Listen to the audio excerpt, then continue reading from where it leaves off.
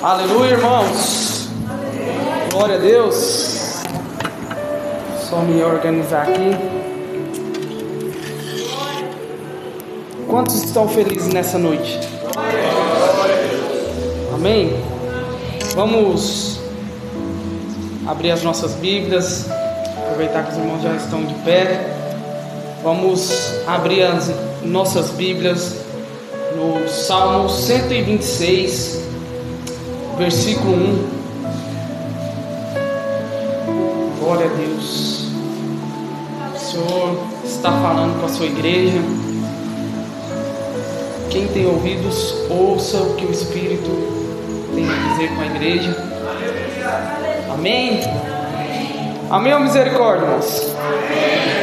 Diz assim: quando o Senhor trouxe do cativeiro os que voltaram a Sião, estávamos como os que sonham. Então a nossa boca se encheu de riso e a nossa língua de cântico. Então se dizia entre os gentios: grandes coisas fez o Senhor a estes. Grandes coisas fez o Senhor por nós, pelas quais estamos alegres. Traze-nos outra vez, ó Senhor, do cativeiro, como as correntes do Neguebe, das águas no sul. Os que semeiam em lágrimas ceifarão com alegria. Aquele que leva a preciosa semente andando e chorando, voltará sem dúvida com alegria, trazendo os seus peixes. Feche seus olhos, sobre sua cabeça. Senhor meu Deus e meu Pai, em nome santo do Senhor Jesus, meu Pai, nós te agradecemos, meu Pai, por essa oportunidade, meu Pai, de estarmos aqui ouvindo a Tua palavra, meu Pai, em nome de Jesus. Nós te agradecemos, Senhor, por essa oportunidade, meu Pai, porque o Senhor é bom, o Senhor é fiel, o Senhor é justo e o Senhor é poderoso, meu Pai. Em nome de Jesus eu te peço, meu Pai, que o Senhor venha trazer aquilo que nós necessitamos ouvir nessa noite, meu Pai, não aquilo que nós queremos, meu Pai. Vem com a Tua palavra de encontro aos nossos corações, meu Pai, apesar das dificuldades, apesar das circunstâncias, meu Deus. Nós te adoramos e te exaltamos, porque o Senhor é Deus e o Senhor é fiel e justo, meu Pai. Muito obrigado, nós te agradecemos em nome de Jesus. Amém, amém. Podemos assentar, meus irmãos. Para mim é uma grande honra estar aqui mais uma vez, né? Igual o Ronaldo falou, já me sinto de casa já, né? É a segunda vez que eu prego aqui, mas eu já vi aqui outras vezes, né? E eu estou muito alegre de estar aqui mais uma vez. Eu agradeço a oportunidade do irmão Ronaldo, né? E os nossos corações se alegram de compartilhar a palavra, né? Eu vou até falar que vou quebrar o protocolo aqui hoje, porque o tema do nosso culto é um culto de missões. Mas o Senhor, eu já tinha preparado uma outra coisa aqui acerca de missões, mas desde um tempo o Senhor tem falado ao meu coração sobre esse texto, Salmo 126. Eu queria compartilhar essa palavra com os irmãos, né? Para começarmos, o Salmo 126, ele é um salmo que ele tem um contexto. Se nós formos olharmos para a Bíblia e para o livro de Salmos, os Salmos nada mais é que alguns cânticos e alguns poemas. E esses Salmos foi escrito por diversos autores. Nós temos os Salmos davídicos, os Salmos mosaicos, né? Salmos escritos por pessoas que foram desconhecidas. E o Salmo 126 em específico, ele faz parte de um grupo de salmos. Entre o Salmo 120 e o Salmo 135, eles são conhecidos como o Salmo dos degraus. Por quê? Porque os judeus, eles tinham uma cultura de, toda vez que eles se juntavam em Israel, eles subiam os degraus do templo cantando esses salmos. E entre o Salmo 120 e o Salmo 135, são cânticos de gratidão e alegria ao Senhor. O Salmo 126, ele se passa num contexto pós-babilônico. Todos nós sabemos que o Senhor, ele leva o seu povo para o Egito, e lá o povo de Deus começa a ser escravizado, o povo de Deus começa a ser usurpado, o povo de Deus começa a ser maltratado. Então Deus dá uma promessa para aquele povo. Ele promete uma terra prometida, um lugar que mana leite e mel. Então todos nós sabemos o trajeto do povo. O Senhor, ele se manifesta através de Moisés e levanta aquele homem para conduzir o povo no deserto. Todos nós sabemos que o Senhor poderoso, ele abre o mar para o povo passar. Nós sabemos que o Senhor, ele estende uma nuvem durante o dia para proteger o povo. Durante a noite ele levanta uma coluna de fogo para aquecer aquele povo. Todos nós sabemos que o maná caía do céu para aquele povo, para que eles não tivessem fome. Então o povo chega à terra prometida. Todos nós sabemos que o reino de Deus, Israel, era dividido entre dois reinos, o reino do sul e o reino do norte. O reino do sul tinha sua capital, Jerusalém. O reino do norte, a sua capital, Samaria. E ao longo dos anos, o povo, eles começam a cair em coisas que não agradam a Deus. O povo começa a se envolver com idolatria. O povo começa a se envolver com prostituição. O povo começa a se envolver com idolatria. Nós vemos na Bíblia que Deus se manifesta e fala com o seu povo através de várias maneiras. Ele levanta os juízes, ele levanta os profetas, ele levanta os reis. Mas chega um ponto que Deus, ele precisa castigar o seu povo pela sua iniquidade. Então o Senhor permite que o reino do norte seja tomado pelos babilônicos, e logo depois o reino do sul é tomado pelos babilônicos. O rei Nabucodonosor, um homem poderoso, um tirano daquela época, ele entra em Jerusalém, ele destrói tudo, ele destrói o templo de Salomão, que foi construído para adoração ao Senhor de Israel. Ele destrói os muros, ele destrói as casas, e Jerusalém agora é cinza, e Jerusalém agora é pó. E aí nós chegamos nesse texto, nós chegamos nesse ponto em que o povo de Deus enfim recebe a sua libertação. E eu quero te dizer nessa noite, meus irmãos, que o Senhor, ele é o Deus que transforma lágrimas em risos. O Senhor é o Deus que muda a realidade. Eu não sei o que você está passando, eu não sei como você chegou aqui, mas o Senhor tem uma palavra para você. Como nós olhamos o versículo 1 do Salmo 126, nós olhamos e nós enxergamos a alegria do salmista. Ele expressa a sua alegria quando o Senhor trouxe do cativeiro os que voltavam a Sião. Estávamos como os que sonham. Você já realizou um sonho que você queria muito? Você já realizou algo que você queria muito? Sabe, uma coisa que você orou muito, e de repente o Senhor te entrega nas suas mãos, e você fica como quem sonha. Você fica admirado. E assim era o sentimento daquele povo, porque durante 70 anos aquele povo foi escravo. Aquele povo foi escravo na Babilônia. Mas você deve estar se perguntando, você deve estar se perguntando que a alegria daquele povo era porque eles tinham uma morada, A alegria daquele povo era porque eles tinham um lugar. Não, a alegria daquele povo era simplesmente por estar livre.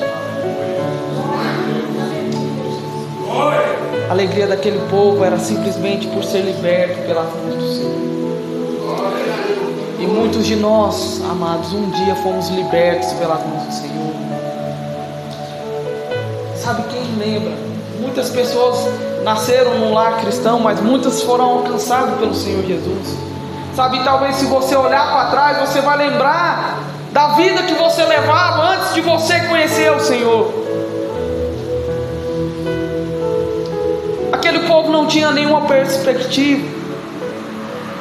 Aquele povo não tinha nenhuma direção. Eles sabiam que eles iam voltar para Jerusalém, mas eles não sabiam o que eles iam encontrar lá, porque eles passaram 70 anos longe daquele lugar. Mas mesmo assim eles estavam como os que sonham, porque eles ouviram e eles receberam o favor de Deus. Meus irmãos, nós temos muito para sermos gratos. Olha como o Senhor quer falar conosco. A irmã deu um testemunho de gratidão. O Fagner, quando veio louvar, ele falou sobre gratidão. Sabe, nós devemos ser gratos.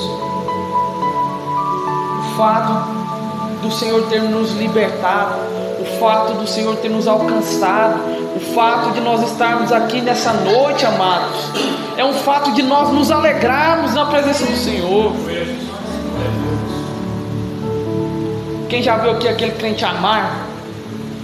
Aquele crente que você chega perto, ele só sabe murmurar, ele só sabe reclamar, ele só sabe falar que está difícil. Mas quem aqui já viu aquele crente que você chega nele e cumprimenta ele, a paz do Senhor, meu irmão, como você está? Fala, está difícil, mas Deus vai dar a vitória. Nós precisamos crer além das circunstâncias, meus irmãos.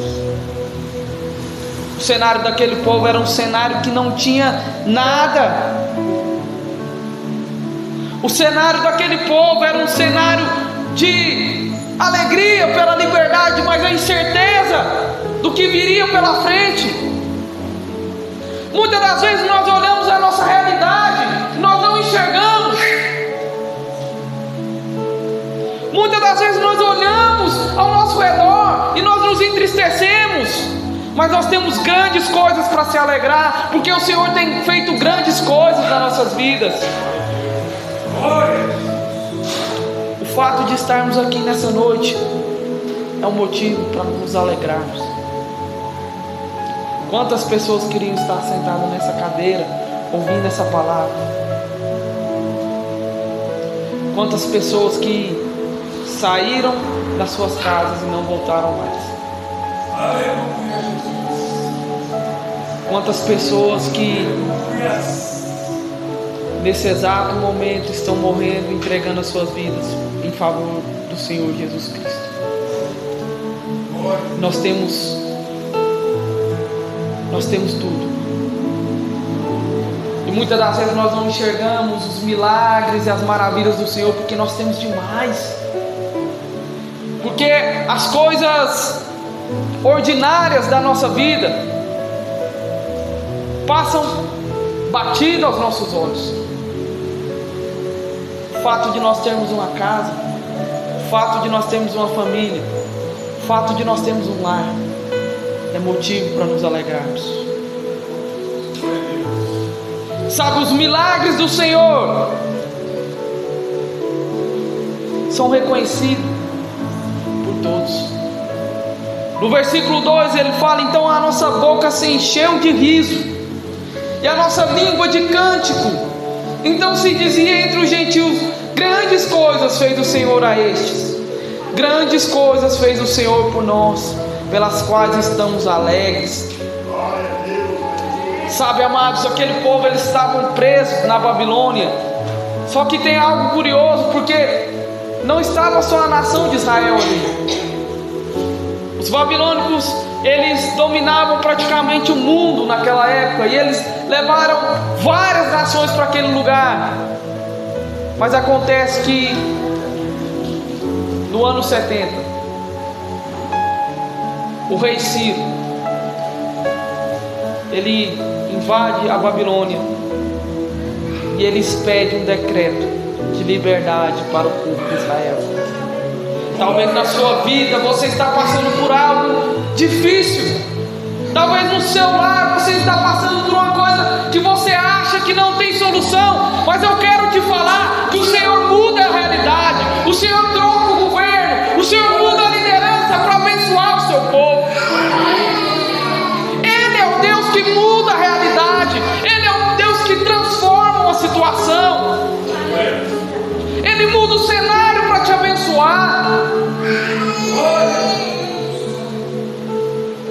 Talvez você esteja se perguntando: Senhor, é o fim? Senhor, acabou? Mas eu quero te dizer nessa noite: não acabou. O Senhor está ouvindo o seu choro. O Senhor está ouvindo o seu pranto. O Senhor está ouvindo. O Senhor olha para as suas lágrimas. Sabe, não paralise. Quando nós nos alegramos, irmãos, imagina a alegria daquele povo no meio da Babilônia, eles se alegrando, eles glorificando ao Senhor, e as outras nações falando: nossa, olha lá o que o Senhor fez pelo aquele povo, olha o que o Senhor fez por eles. E assim é conosco, amados. Quando nós nos alegrarmos na presença do Senhor, as pessoas vão olhar: meu Deus, olha o que o Senhor fez na vida desse irmão. Meu Deus, olha o que o Senhor fez nessa igreja. Precisamos nos alegrar nos momentos difíceis. Nós temos que entender que adorar e engrandecer a Deus é incircunstancial. É além de todas as circunstâncias. É além de qualquer momento. É além de qualquer situação. Nós precisamos adorar a Deus em tempo e fora de tempo. Sabe, o Senhor, Ele nos leva a situações que muitas das vezes nós não imaginamos. Nós precisamos adorar. Nós precisamos glorificar. No ano de 2022, eu passei por uma situação que eu nunca imaginaria na minha vida. A minha esposa, ela estava grávida e nós estávamos esperando um menino. E no 6º mês de gestação, o bebê faleceu. E eu lembro que eu olhava ao meu redor e eu me perguntava: Senhor, mas por quê? Por que isso está acontecendo? Sabe, eu senti a mão de Deus me carregando e me conduzindo. Sabe, nós precisamos adorar em meio ao luto. Nós precisamos adorar ao Senhor em meio à dor. Nós precisamos engrandecer o nome do Senhor em meio à dificuldade. Sabe, adore a Ele ao invés de reclamar. Porque é o Senhor que te dá força para passar por essas situações.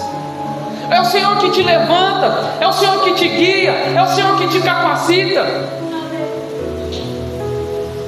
Sabe, eu não tinha forças para passar por aquilo, mas o Senhor me levantou. O Senhor me sustentou. Nós precisamos adorar. Nós precisamos crer. Sabe, a dificuldade não é para sempre. A dificuldade não é para sempre, amados. Mas como nós passamos por ela revela quem nós somos. Às vezes a nossa incredulidade é muito grande. Os milagres do Senhor estão batendo nas nossas portas todos os dias. Nós não conseguimos enxergar. O povo do Egito, o maná caía todo dia para eles, eles murmuravam. Eu quero te dizer, meu amado, nessa noite, que por mais que esteja difícil, creia. Creia além da razão. Enxergue além do que os olhos podem ver.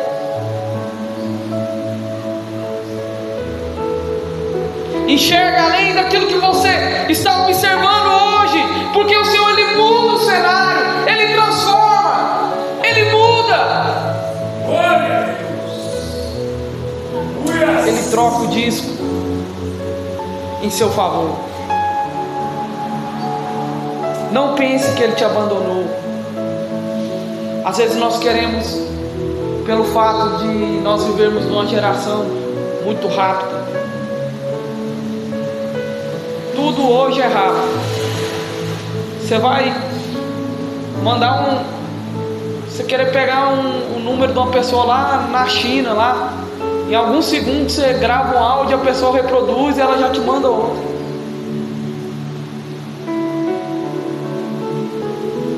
As coisas são rápidas, são instantâneas. Nós achamos que Deus é assim, que Ele é instantâneo.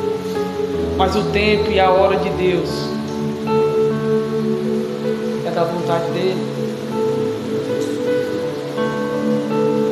Sabe, 70 anos em clamor, 70 anos em peregrinação, 70 anos clamando.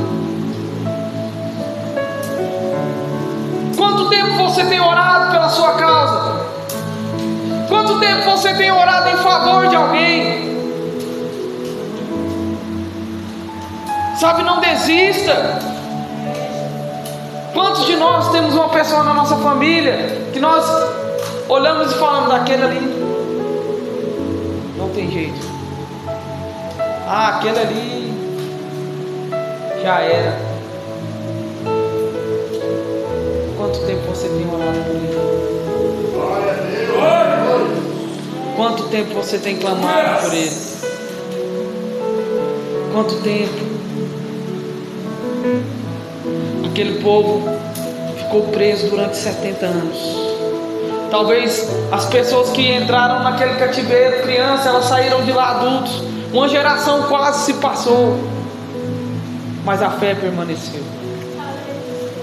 Eu quero te dizer nessa noite, irmão, que tudo pode passar, as coisas podem mudar, mas a promessa e a palavra do Senhor vai permanecer na sua vida. Ele é fiel, Ele é verdadeiro e Ele vai te entregar aquilo que você tem pedido. Ele vai te entregar aquilo que você tem clamado.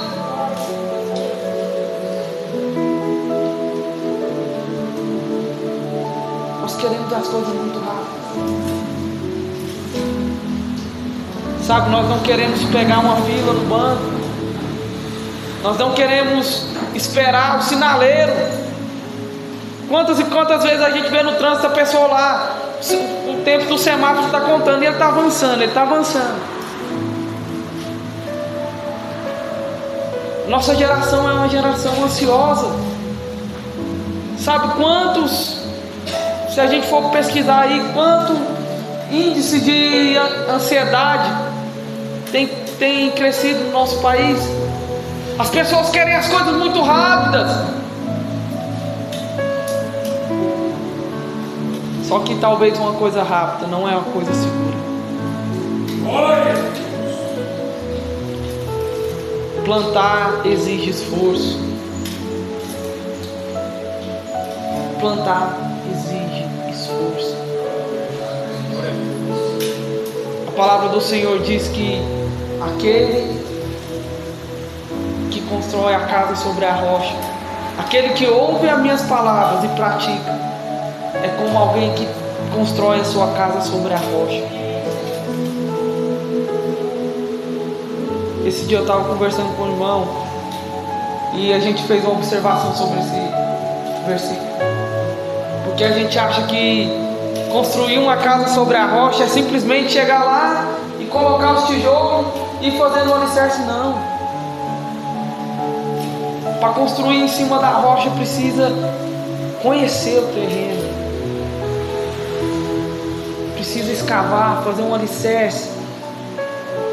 Só que as pessoas hoje querem as coisas rápidas, as pessoas hoje querem as coisas fáceis, as pessoas querem as coisas simples. Não, eu oro aqui 10 minutos e o Senhor abre o céu e derrama um milagre. Não, eu me preparo aqui durante um mês e eu já estou apto.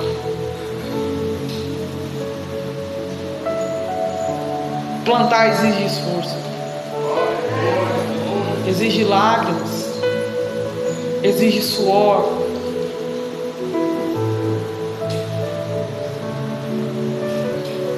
Mas nós temos que lembrar que o plantio traz uma semente, e a semente traz um fruto, e o Senhor vai te entregar esse fruto no tempo certo, na hora certa, nas tuas mãos. Apenas creia na palavra do Senhor.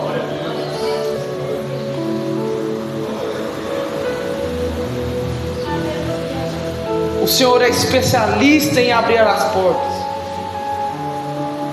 O versículo 4, ele fala: traze-nos outra vez ao Senhor do cativeiro, como as correntes do Negueb, das águas no sul. Sabe, amados, é curioso porque ele usa uma referência da região que ele vivia. Para quem não sabe, o Negueb é um deserto, e no deserto do Negueb ele tem uma peculiaridade, porque ele não é um deserto comum como a gente vê nos filmes, que você olha aquele deserto, um mar de areia, aquela areia fina. O Negueb, ele é um deserto que a areia dele é uma areia arenosa, grossa, pesada. Em volta do deserto do Negueb, ele é cercado por montanhas, e durante 11 meses do ano, o Negueb é um lugar seco, árido, que não tem um pingo d'água. Mas durante um mês do ano, as águas das montanhas escorrem pela montanha e descem para o deserto, e ali se formam rios. Por isso que o salmista fala: Senhor, transforma nossas vidas como as correntes do Negueb. Eu quero te dizer nessa noite, amado, se tem algo na sua vida que está seco, sem vida, sem nada, o Senhor vai fazer as águas do Negueb correr e restaurar a sua vida. O Senhor vai mudar o cenário. Aonde a vida, Ele vai trazer morte. Aonde a tristeza, Ele vai trazer alegria. Aonde falta cor, Ele vai colorir. Restaura, Senhor, como as correntes do Negueb. Talvez você olhe a circunstância e você fala: Senhor, não vai dar. Senhor, não consigo. Senhor, eu não tenho forças. Mas eu quero te dizer, meu irmão, nessa noite, entregue-se na presença do Senhor, porque aonde você não consegue, Ele consegue. Porque aonde você não vai, Ele vai, e Ele faz.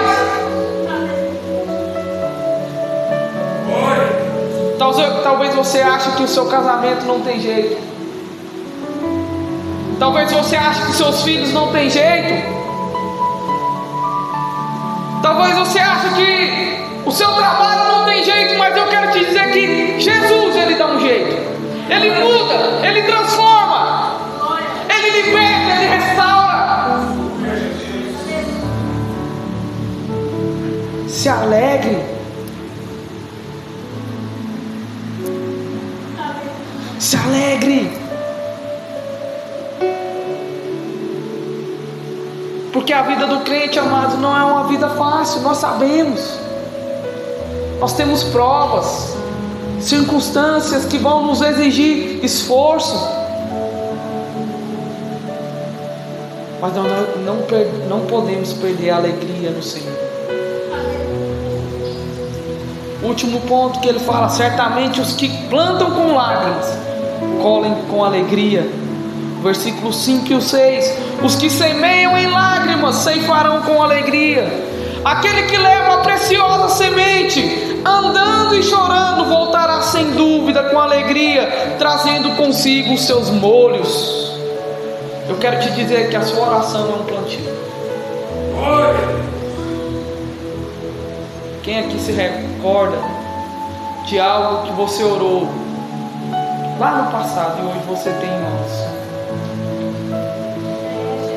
Quem aqui se recorda dos milagres e maravilhas do Senhor?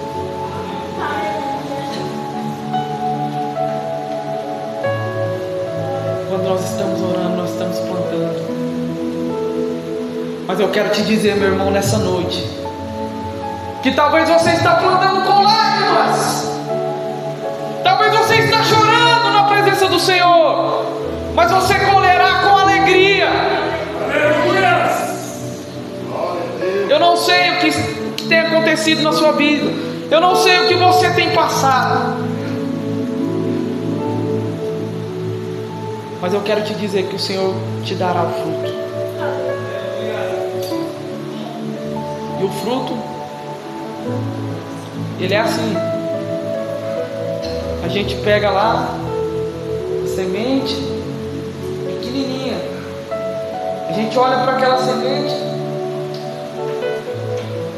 e fala assim, quando você olha uma semente assim, meu Deus, como que pode sair algo tão grandioso dessa coisa tão pequena?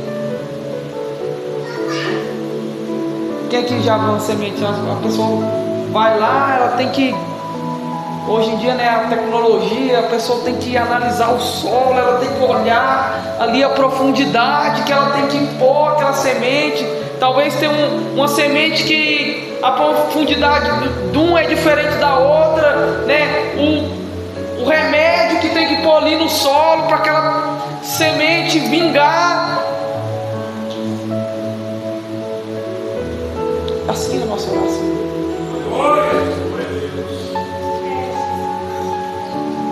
Sabe quantas noites você tem passado orando, clamando ao Senhor? Talvez você tenha rasgado o seu coração na presença do Senhor, mas eu quero te dizer que Ele está ouvindo. Ele está ouvindo o seu clamor.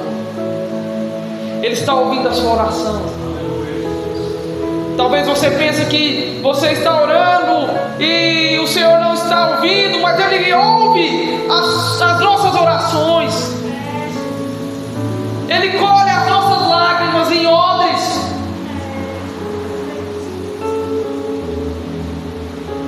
No tempo certo Ele vai te dar a vitória.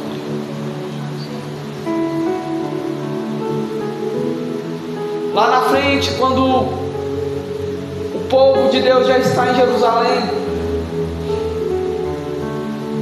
Ageu, Zorobabel, Neemias, Esdras, eles são responsáveis por reconstruir Jerusalém, refazer o templo. E o povo começa a se indagar, o povo começa a questionar. Fala, mas por quê? Por que o templo de Salomão era tão bonito? Deus separou as pedras preciosas, ouro, prata. Mas agora nós temos um templo de pedra e madeira. Ageu fala para eles: olha, a glória da segunda casa vai ser bem maior do que a da primeira. O Senhor restaura, o Senhor muda, o Senhor transforma. O povo olha para eles e fala: olha, mas nós não temos nada. Eles olham para a realidade, eles não têm nada. Mas Ageu se lembra: olha, nós plantamos a semente. Nós já plantamos as sementes, nós já lançamos a semente, e no tempo certo o fruto vai vir. Não se desespere. Se você já plantou a semente, se você já orou, se você já clamou, no tempo certo a vitória vai vir. No tempo certo. Nesse momento